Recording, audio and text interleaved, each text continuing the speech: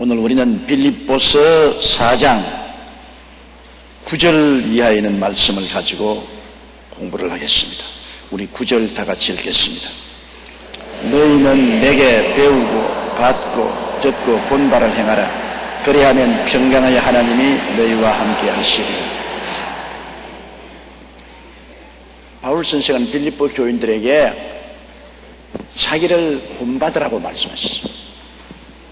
여러분, 인간은 모두 다 자기 앞선 분을 본받아서 성장하고 발전하는 것입니다. 훌륭한 본을 가진다는 것은 굉장히 중요해요.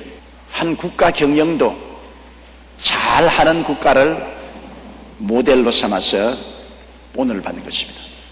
많은 제3세계에서 우리 한국의 경제개발을 모델로 삼아서 국가 발전을 도모하고 있습니다. 또 우리 교회도 그래요. 전 세계 교회가 우리 교회 구역 모임을 모델로 삼았습니다. 제일 처음에는 제가 온 세계에 나가서 복음을 전가할 때 상당히 구역에 대해서 반발했는데, 그 다음에는 점점 구역 조직과 구역의 교회 운영에 관심을 기울이게 되었죠.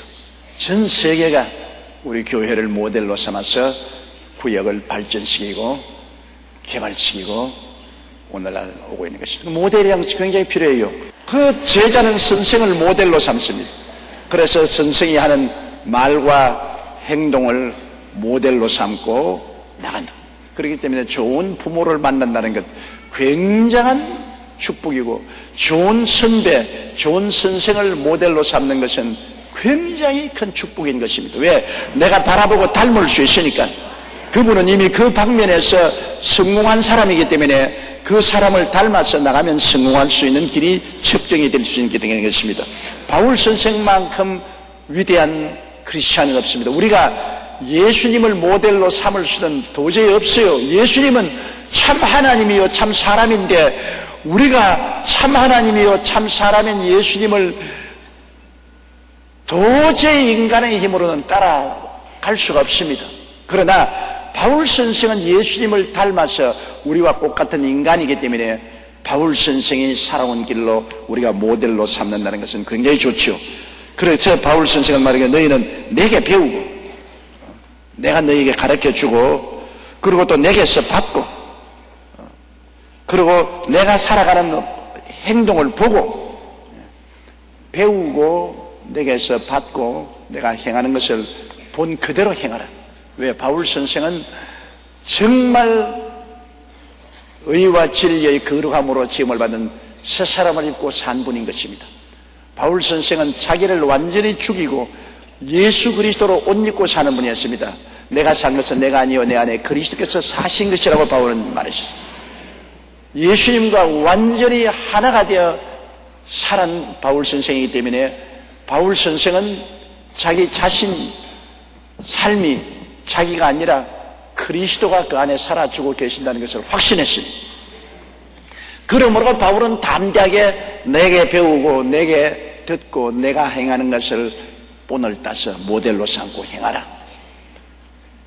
그러면 틀림없이 하나님과의 올바른 관계에 서게 된다. 여러분, 평안이라는 것은 서로 올바른 관계가 있을 때 평안합니다. 부부간에도 서로 의가 좋고 올바른 관계에 있을 때 가정이 평안하지요. 부모 자식 간에도 서로 교제가 있고 올바른 관계에 있을 때 편안하지요. 이러므로 바울 선생은 돈이 있어서 나를 따르는 것이 아닙니다. 그는 마음을 다하고 뜻을 다하고 정성을 다하고 목숨을 다하여 주 하나님을 사랑하죠. 우리 성도들 앞에서 윤리와 도덕적으로 흠이 없고 점이 없는 삶을 살았습니다. 그러므로 존경을 하게 됩니다. 바울 선생은 우리의 진실한 모델이 될 수 있습니다. 그리고 바울 선생이 그렇게 삶으로 하나님과 막힌 담이 없습니다. 하나님 앞에서 계명과 율법을 쫓아 살고 의와 진리의 거룩함으로 지원받은 새 사람을 입고 사니 하나님과 막힌 담이 없기 때문에 하나님의 평안이 넘치죠. 하나님 앞에서도 우리가 율법과 계명을 지키고 의와 진리의 거룩함으로 지음을 받은 새 사람을 입고, 그리고 하나님 앞에 하나님 평안을 주시옵소서. 그러면 하나님이 오냐? 너는 나하고 막힌 담이 없다. 넌 바울 선생과 같다. 그러므로 바울에게 내가 평안을 준 것처럼 나도 너에게 평안을 주리라. 평안은 반드시 하나님 앞에서 율법과 계명을 지키고 의와 진리의 거룩함으로 지원받은 새 사람을 입고 사는 윤리와 도덕성이 있어야 평안을 가질 수가 있는 것입니다. 그러므로 너희는 내게 배우고 받고 듣고 본 바를 행하라. 그리하면 평강의 하나님이 너희와 함께 계시리라. 우리가 예수 그리스도를 믿고 보혈로 말미암아 용서를 받고 의롭다함을 얻고 영광을 받았습니다. 그렇다면 하나님 자녀답게 행해야 돼요. 이제 하나님 자녀답게 율법과 계명을 지키면서 살면 하나님 아버지와 교제가 있지. 그러나 믿음으로 구원은 받았음에도 불구하고 망나니 자식 되면 항상 하나님과 불편한 관계죠. 우리가 예수 믿고 하나님 은혜로 구원받는 거 틀림없어요. 우리가 율법을 지킴으로 구원받는 것도 아니고 행위를 잘해서 구원받는 것은 아니에요. 예수 그리스도의 피국로로 말미암아 믿음으로 말미암아 값없이 의롭다함을 얻고 구원을 받았으나 구원받고 난 다음 하나님과 교제하는, 하나님과의 함께 사는 삶은 반드시 의와 진리의 거룩함이 있어야 되는 것입니다. 하나님과의 관계가 좋아야 돼요. 그 관계가 좋게 하기 위해서는 율법과 계명을 지키고 우리가 의롭고 진실하고 거룩되게 살아야 하나님과의 관계가 좋아져서 하나님이 우리 보면 이뻐하시고 웃으시고 우리를 덩어리를 어루만져 주시고 기도를 응답해 주시고 우리의 복을 주시게 되는 것입니다. 그러니 평강의 하나님이 우리와 함께 계시게 되는 것입니다. 10절요. 내가 주 안에서 크게 기뻐하면 너희가 나를 생각하던 것이 이제 다시 싹이 남이라. 너희가 또한 이를 위하여 생각은 하였으나 기회가 없으느니라. 바울 선생이 뛸 듯이 기뻐한 것은 이 빌립보 교인들이 바울을 생각하는 것이 다시 싹이 났다. 이 말은 뭐냐? 한동안 바울 선생과 빌립보 교회 사이에 겨울철이 있었다는 것을 보여주는 것입니다. 모두 다 얼어붙고 싹이 다 죽었다. 빌립보 교회가 잘못된 선생들을 영접하고 잘못된 선생들이 와서 바울 선생을 공격을 하고 교인들로 하여금 빌립보 교인들로 하여금 바울 선생에 대한 사랑이 식어지게 만들고 교회가 시험에 들게 만들고 시험에 들어서 바울 선생을 사랑하는 마음이 사라졌습니다. 바울 선생을 사랑할 때는 바울 선생을 늘 기억하고 위에서 기도를 하고 그리고 헌금도 보내고 관심을 기울였는데 사랑이 식어지니까 헌금도 보내지 않고 기도도 않고 관심도 없었습니다. 그러나 빌립보 교인들이 다시 바울 선생에 대한 관심이 싹이 돋았습니다. 겨울이 지나가고 싹이 돋고 시험에서 해방되자 바울 선생에게 헌금을 보냈습니다. 선교비를 보냈습니다.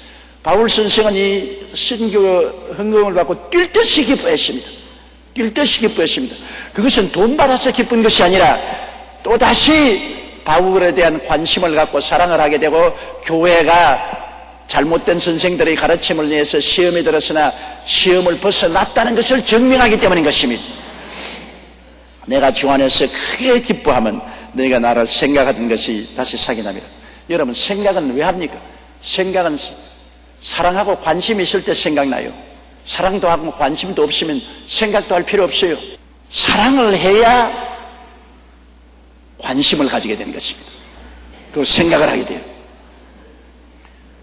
여러분 자식을 기르는 부모는 자식이 해외 유학을 갔거나 또 한국에서 살아도 부모는 자식을 사랑하기 때문에 늘 마음속에 자식을 생각하고 있습니다. 그래서 잘 사냐 못 사냐, 야 전화라도 한번 해주면 좋겠는데 왜 전화도 안 하노? 부모는 자식을 내리사랑으로 사랑하기 때문에 늘 자식에 대해서 관심을 가지고 생각을 못 끊고 있는 것입니다. 그러나 자식들은 꿈에도 생각 안 해요. 깡그리 잊어버립니다. 왜? 사랑은 위에서 내려오는 내리사랑이기 때문에 부모는 늘 자식에 대한 연연한 사랑을 함으로 생각을 하고 있지만 자식은 올라가는 사랑이 아니라 자기 자식을 또 사랑하기 때문에 부모에 대한 사랑은 마음에 그렇게 애틋한 사랑이 없기 때문에 부모에 대한 생각을 늘 하지 않습니다. 억지로 해야 하는 거예요. 억지로 아이고 아버님 어머님 생신이구나. 아이고 아버님 어머님께 한번 찾아가 봐야 되겠다. 전화라도 한번 해봐야 되겠다. 그건 억지로 하는 것입니다. 그거는 윤리와 도덕적인 의미에서 하려고 하는 것이지 사랑이 일어나서 끊임없이 관심과 생각을 가지고 하는 것은 아닌 것입니다. 그건 사람이 그렇게 만들어져 있으니 뭐 어찌할 도리가 없죠. 그렇기 때문에 성경에 보면 자식을 사랑하라는 말 한마디도 없어요. 그러나 부모를 사랑하라는 말은 늘 나옵니다. 자식을 사랑하는 것은 안 가르쳐도 다 하니까 가르칠 필요 없어요. 그러나 부모를 사랑하라는 것은 안 가르치면 안 하니까 부모를 사랑하라고 말하고 있는 것입니다. 사랑이라는 것은 관심을 기울이고 생각을 하게 되는 것입니다. 어찌할 도리가 없어요. 그러면 이 빌립보 교인들이 바울을 사랑하지 않을 때는 바울에 대한 관심도 없고 생각도 없었어요. 관심도 없고 생각도 없는데 헌금을 왜 보내요? 안 보내죠. 기도는 왜 해요? 관심도 생각도 없는데 왜 기도를 해요? 그거는 잘못된 선생이 와서 빌립보 교인들에게 자꾸 바울에 대한 공격을 하고 바울을 이단 사설로 자꾸 치부하고 이래서 사람들이 바울에 대해서 의심을 갖게 되고 그만 바울에 대한 사랑이 식어졌기 때문에 관심도 생각도 없어진 것입니다. 그러나 그 이단 사설에서 벗어나고 그들은 바울이 참된 사도며 자기들 교회의 목자라는 것을 깨닫고 되었을 때 바울에 대한 사랑이 다시 일어남으로 생각과 관심이 기울어져서 바울에게 헌금을 보냈다. 그래서 그 헌금을 받고 바울은 뛸 듯이 기뻐했다. 이제 다시 사랑이 복구되었구나. 나에 대한 관심과 생각이 있는 것 보니까 나에 대한 사랑이 복구되었구나. 그래서 바울 선생이 기뻐하고 자기에 대한 사랑이 복구되었다는 것은 자기가 가르친 진리대로 회개하고 돌아왔구나. 거짓 가르침을 벗어났구나 하는 증거가 되었기 때문인 것입니다. 내가 주 안에서 크게 기뻐하면 너희가 나를 생각하던 것이 이제 사기남이라. 너희가 또한 이를 위하여 생각은 하였으나 기회가 없으니라. 이것은 바울이 가짜로 붙인 이야기입니다. 생각했으면 뭐 기회가 있든 없든 선물을 보내게 돼 있죠. 그러나 바울 선생이 얼마나 빌립보 교인들을 사랑했다는 것을 보여준 것입니다. 그래 내가 나를 사랑하는 사기 난 것을 기뻐한다. 물론 전에도 생각은 했겠지. 그래 생각했겠지. 안 할 리가 있나. 그러나 기회가 없어서 표시를 못하겠지. 민망하지 않으라고. 이게 사랑하는 사람이 언제나 상대에 대해서 말할 때 상대에게 조금이라도 충격을 안 주려고 노력하는 모습을 보여주는 것입니다. 11절요. 내가 궁핍함으로 말하는 것이 아니라 어떠한 형편이든지 내가 자족하기를 배웠노라. 이제 바울 선생은 또 혹시 빌립보 교인들이 야, 돈 좋아하네 바울 선생, 돈 좀 보내니까 저렇게 기뻐하고 좋아하구나, 이렇게 또 오해를 할까 싶었어요. 돈을 보낸 것은 바울에 대한 사랑이 다시 사기나고 생각과 관심을 가진 것을 기뻐하는 것이지 돈 좋아서 그렇게 하는 것은 아니라는 것을 바울이 여기 밝히는 것입니다. 내가 궁핍함으로 말하는 것이 아니라 내가 궁핍한데 너희가 돈을 보내서 그래서 내가 기뻐하고 즐거워하는 것이 아니라 어떠한 형편인지 내가 자족하기를 배웠노라. 여러분, 예수 그리스도를 구주로 모시고 하나님을 섬기면 어떤 형편이든지 만족할 것을 배우는 것입니다. 예수님은 베들레헴의 버려진 마구간에서 태어나셨다. 평생을 집 한 채 없이 풍찬 노숙을 하고 살으셨다. 새도 집이 있고 여우도 굴이 있어도 인자는 머리 둘 곳이 없다고 하셨다. 그런 예수님이 나 이렇게 가난하고 어려운 형편을 아시고 우리와 같이 있다니까 얼마나 마음에 위로가 되고 큰 힘이 됩니까? 이것을 예수 그리스도가 계시고 은혜 받으면 어떠한 가난도 긍정적으로 생각할 수 있습니다. 예수가 안 계시면 원망하고 낙심하고 좌절하지만 예수님이 계시면 긍정적으로 생각할 수 있어요. 우리가 긍정적으로 생각하면 하나님께서 은혜를 주시는데, 백만장자가 된 농부 이야기를 제가 읽어보았어요. 미국에서 실제로 있던 일인데, 한 농부가 1년 내내 쉬지 않고 일해야 겨우 생계를 유지할 수 있습니다. 뼈가 빠지도록 일을 해야 처자를 먹이고 애들 공부를 시킬 수 있어서 일을 했는데, 그만 호혈압으로 고생하다가 쓰러져 버렸어요. 그러니 이제 낭패났습니다. 1년 내내 농사를 지어서 겨우 가족이 먹고 사는데 호혈압으로 쓰러졌으니 병원비도 여간치 않고 이제 밭에 나가서 일도 못하니까 굶어 죽게 됐지 않았어요. 그래서 나는 죽는다, 나는 죽어야 한다, 부정적인 생각이 마음에 꽉 들어 찼으면 내 같은 놈, 팔자 사나운 놈 더 살아서 뭐하겠냐 탄식하고 울다가 기도를 하니까 하나님 성령께서 이거 시험이다, 너 이거 시험이다, 시험을 탄식하지 말라, 사람이 감당할 시험밖에는 너희에게 당한 것이 없나니 오직 하나님은 미쁘사 너희가 감당치 못할 시험당함을 허락지 아니하시고 시험당할 즈음에 또한 피할 길을 내사 너희로 능히 감당케 하시나니라. 고린도전서 10장 13절의 말씀이 마음에 떠오릅니다. 그러자 농부의 마음이 싹 달라졌습니다. 나는 죽어야 한다, 나는 절망이다, 인생 포기다는 마음이 없어지고, 이것은 시험인데 이 시험을 통해서 하나님이 피할 길을 주시고 더 낫게 해주실 것이다, 이 마음에 긍정적인 생각이 생겼어요. 그래서 하나님께 감사하면서 기도를 하니까 아이디어가 탁 떠오릅니다. 옳다, 저 밭에 옥수수를 심자. 옥수수를 심으면 옥수수는 잘 되니까 그것을 거두어 가지고서 돼지 새끼를 많이 사서 돼지에게 옥수수를 먹이자. 그러면 얼마나 잘 자라고 육질이 좋으냐. 그것을 잡아 가지고서 소세지를 만들자. 돼지를 잡아가 소세지를 만들자. 그 소세지를 한번 팔아보자. 그래서 저희 애들을 불러가지고서, 야, 이 밭에 여러 가지 농작물을 하지 말고 옥수수를 심어라. 그게 가난에 도움이 좀 되었어요. 왜냐? 가난하면 자식이 많으니까. 자식도 없으면 일손이 없잖아요. 가난한 사람 되게 자식 많아요. 그게 하나님이 주신 축복이라고.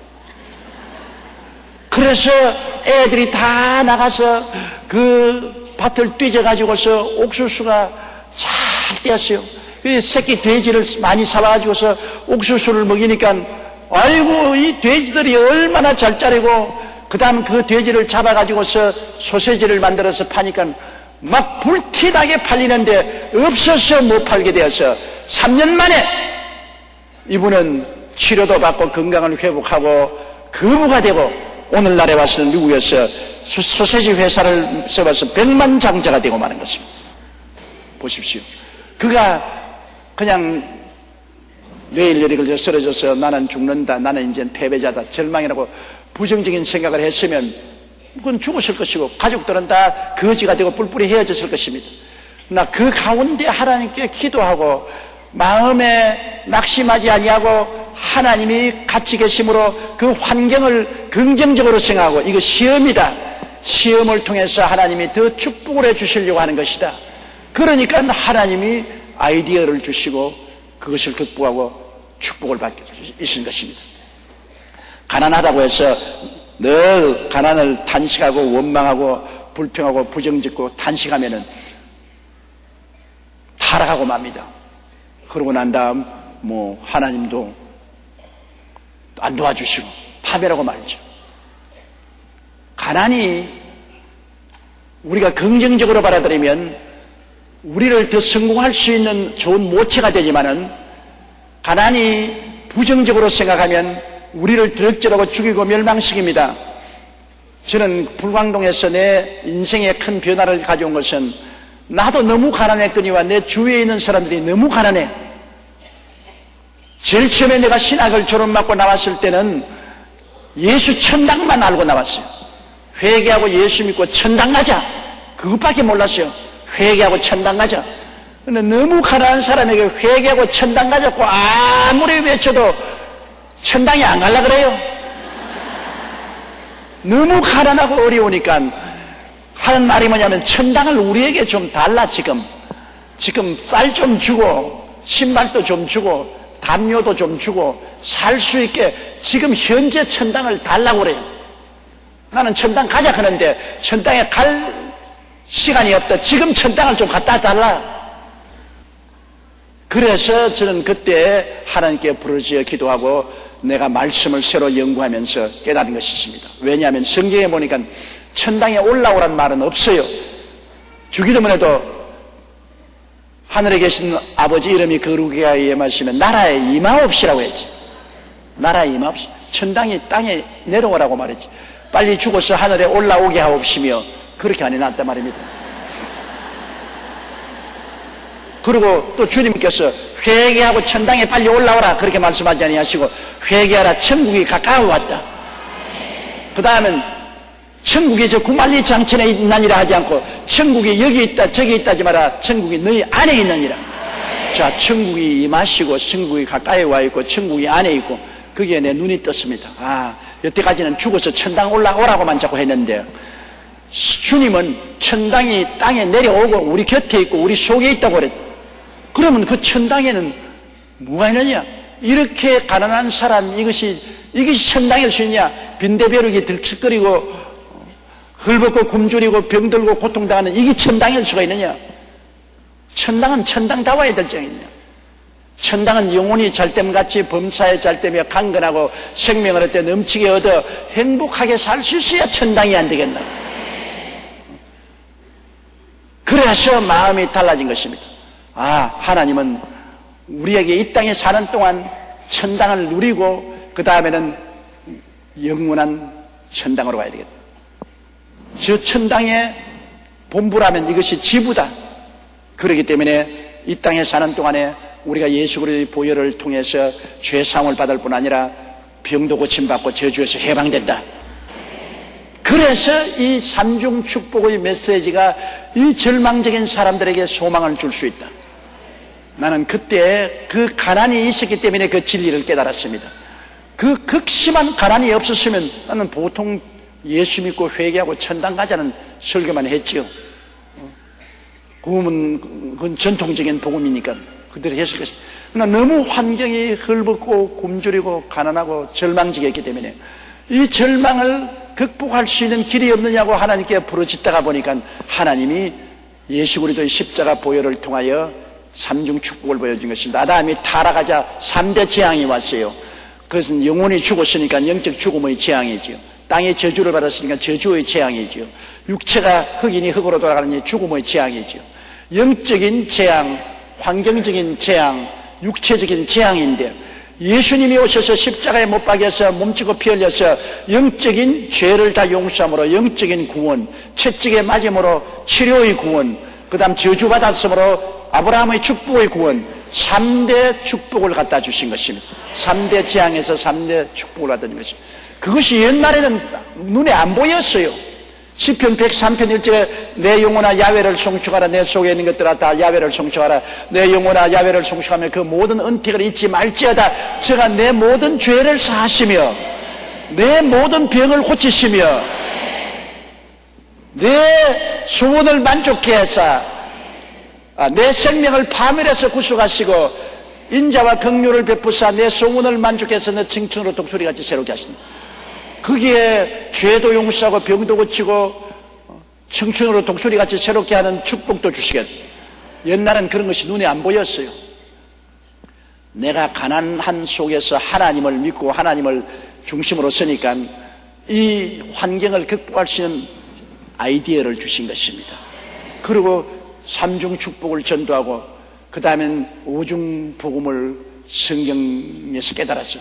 오중복음과 삼중 축복으로 그곳을 모든 사람들을 구원하고 희망을 주고 변화를 가져오고 서대문에서 또 여의도로 온 세계로 오중복음과 삼중 축복의 깃발을 높이 들고 그리스도의 복음을 전할 수가 있게 되는 것입니다. 가난하다고 해서 모든 것 다 털어버리고 포기하고 에라 될 대로 되라고 그냥 보따리 사고 시골로 내려갔으면 아무것도 안 되었죠. 지금은 뭐 판자촌이나 하나 가지고 살란지 모르겠어요. 그러나 하나님께 기도하고 그 어마어마하고 어려운 환경을 나도 극복하고 내 주위에서 고난당하는 사람도 여기에서 극복하고 나올 수 있게 해달라고 기도하니까 긍정적으로 나가니까 하나님이 그 길을 보여주신 것입니다. 여러분 절대로 부정적인 생각하지 마십시오. 부정적인 것은 여러분에게 아무런 희망도 주지 않습니다. 우리 예수 믿는 사람은 그리스도 안에서 언제든지 도움을 하나님께로부터 받을 수가 있는 것입니다. 그래서 바울이 내가 궁핍함으로 말하는 것이 아니라 어떤 형편이든지 내가 자족하기를 배웠다. 어떤 형편에도 하나님이 만족할 수 있게 만들어주신다. 어떤 형편에도 하나님의 은혜가 오면은 그를 다 극복하고 오히려 그를 통해서 선하게 만들어질 수가 있는 것입니다. 12절요. 내가 비천에 처할 줄도 알고 풍부에 처할 줄도 알아. 모든 일에 배부르며 배고픔과 풍부와 궁핍에도 일체의 비결을 배웠느라. 그 비결이 뭐냐? 예수 그리스도인 것입니다. 예수님은 만왕의 왕 만주의 주가 되시니 천지를 손에 쥐고 계신 분입니다. 그러나 예수님은 베들레헴 말구유에 태어나서 비천하게 태어나서 자랐으니까 가장 가난한 삶도 주님께서 이해하십니다. 그 다음 예수님은 인간 고통의 극한이란 십자가에 못 박여 몸짓고 피 흘려 죽으시니 인간 고통의 극한도 아십니다. 가장 높은 보좌에 계신 예수님은 부귀 영화 공명 최고의 것을 누리신 예수님이 가장 비천하고 가난한 저 짐승의 우리에서 태어났죠. 그리고 한평생을 가난하게 살았고 그 다음에는 십자가에서 매달려 죽는 수치와 곤욕의 극한 상황을 경험했습니다. 주님이 모르는 것 아무것도 없어요. 하늘 위에 땅 밑에 땅 아래 삶의 모든 것을 주님은 다 체험하고 알기 때문에 어떠한 형편이든지 주님이 와서 우리와 같이 계신 것입니다. 그러므로 주님이 같이 계시면 주님이 목자이기 때문에 위로를 받아요. 내가 사망의 엄침한 꼴짜기로 다닐 때 캄캄한 꼴짜기입니다. 너무나 깊은 꼴짜기입니다. 아무도 찾아오지 못하는 사망의 엄침한 꼴짜기로 떨어졌을지라도 주께서 함께 계십니다. 주님은 그 자리에 와서 같이 계십니다. 주님은 같이 계셔서 주의 지팡이와 막대기로 나를 안위해 주십니다. 원수들이 나에게 쳐들어오실 때도 원수 앞에서 진수성찬 차려 먹여주시고 주님께서 기름으로 머리에 발라 잔이 넘치게 해주십니다. 얼마나 위대하신 주님입니까? 이 주님이 우리에게 같이 계시면 비천에 처할 줄 비결, 비천에 처하면 비천한 예수님이 오셔서 나를 괄세하지 아니하시고 나와 같이 하신다는 것을 알기 때문에 비천에 처할 줄도 알고 풍부에 처하여 부자가 되어 살면 예수님은 부자 중에 부자였으니까 그리스도와 더불어 그 풍부한 가운데서 많은 사람을 구제하고 나누어 주고 살 수 있고 모든 일에 배부를 때도 주님과 함께 감사하고 찬양할 수 있고 배고플 때도 금식하고 기도하며 하나님께 영광 돌릴 수 있습니다. 풍부할 때도 궁핍할 때도 일체의 모든 일에 비결을 배웠다. 그 비결이 바로 예수 그리스도인 것입니다. 예수가 내게 계시면 시험이 오나 겁없네. 예수께서 계신 한에 모든 우리가 환경을 이길 수 있는 비결이 됩니다. 비결이 뭐냐? 예수님인 것입니다. 예수님 붙잡고 기도하면 가난할 때도 이길 수 있고 부할 때도 타락하지 않을 수 있고 풍부할 때도 올바르게 살 수 있고 비천할 때도 올바르게 살 수 있고 우리 인생을 사는 가장 큰 지혜와 지식이 예수인 것입니다. 예수 떠나서는 우리는 아무것도 아니요 무용지물인 것입니다. 예수가 내게 계시면 모든 일을 할 수가 있는 것입니다. 13절요. 내게 능력 주신 자 안에서 내가 모든 것을 할 수 있느니라. 내게 능력 주신 자, 즉 예수님 안에서 모든 것 할 수 있다. 예수님만 계시면 살아도 좋고 죽어도 겁나지 않다. 예수님이 계시면 내가 호화롭게 살아도 그리스도와 함께 그 재산과 물질을 올바르게 사용할 수 있고 예수님이 계시면 가난하고 헐벗고 굶주려 있을 때도 낙심하지 아니하고 좌절하지 아니하고 비겁하지 아니하고 아름답게 살 수 있다. 예수님보다 더 귀한 분이 어디 있습니까? 이 세상에 어느 누구도 예수님께 비교할 수가 없습니다. 높고 낮으시며 크시고 또 적으시며 어느 곳이나 계신 예수님. 그 예수님이 능력 주신 자 안에서 내가 다 할 수 있다. 바울 선생 자기가 할 수 있다는 것은 아닙니다. 자기는 힘이 없어도 예수님이 계시기 때문에 예수께 의지하면 다 할 수 있다. 예수는 포도나무요 가지인데 가지는 아무것도 못해요.